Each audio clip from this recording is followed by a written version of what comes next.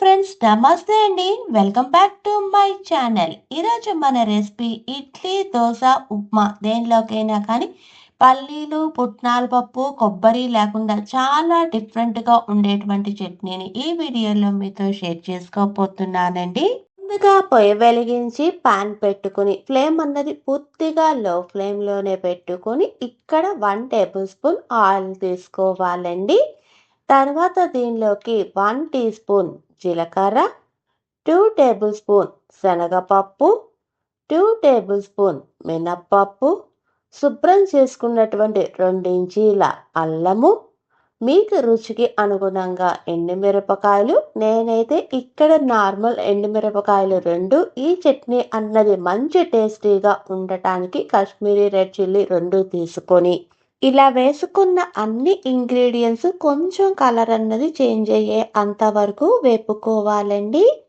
ఇలా వేగిన తర్వాత దీనిలోకి ఫైన్‌గా చాప్ చేసినటువంటి మీడియం సైజు 5 టమాటాలను కూడా వేసుకొని, దీనిలోకి చిన్న నిమ్మకాయ సైజ్ అంత చింతపండు, రుచికి అనుగుణంగా ఉప్పును కూడా వేసుకొని, వేసుకున్న అన్ని ఇంగ్రీడియంట్స్ ఒక్కసారి బాగా కలుపుకోవాలండి.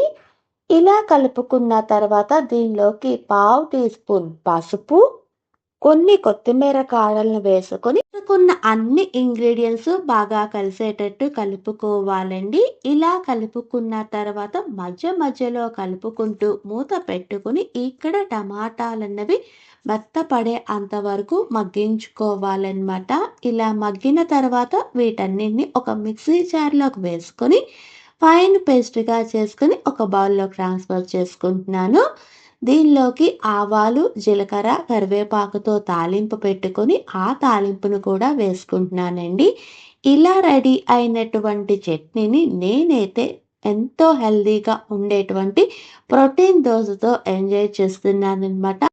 ఆ వీడియో అన్నది దీని తర్వాత వచ్చేటువంటి వీడియోలోని నేను అప్లోడ్ చేస్తానండి. అంతేనండి, ఎంతో టేస్టీగా ఉండేటువంటి చాలా డిఫరెంట్‌గా ఉండేటువంటి టమాటా చట్నీ రెడీ.